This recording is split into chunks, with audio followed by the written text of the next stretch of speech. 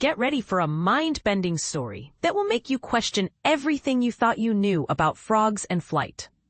In the year 2000, a groundbreaking experiment from 1997 took the scientific world by storm, earning its creators, Dr. Geim and his team, an Ig Nobel Prize. This time it wasn't just any ordinary experiment.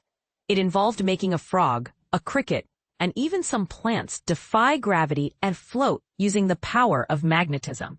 But here's where it gets controversial. The magnetic mystery unveiled.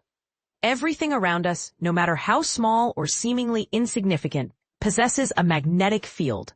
It's a concept that might seem abstract, but it's crucial to understanding the phenomenon of diamagnetism. Metals like iron and cobalt are the usual suspects when we think of magnetism.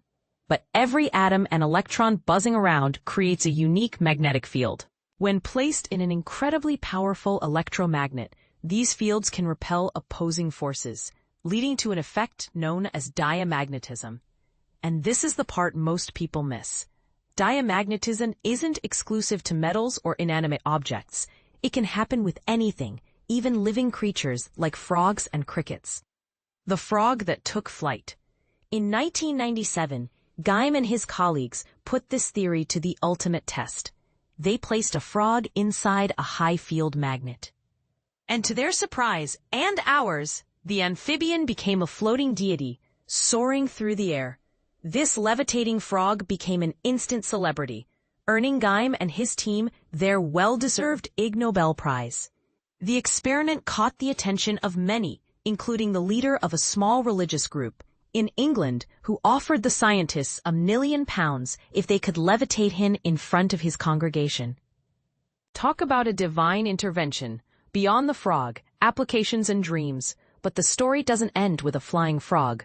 Diamagnetic levitation has practical applications in industry and research, especially when it comes to studying the effects of zero gravity. It's a cost-effective alternative to sending living things into space.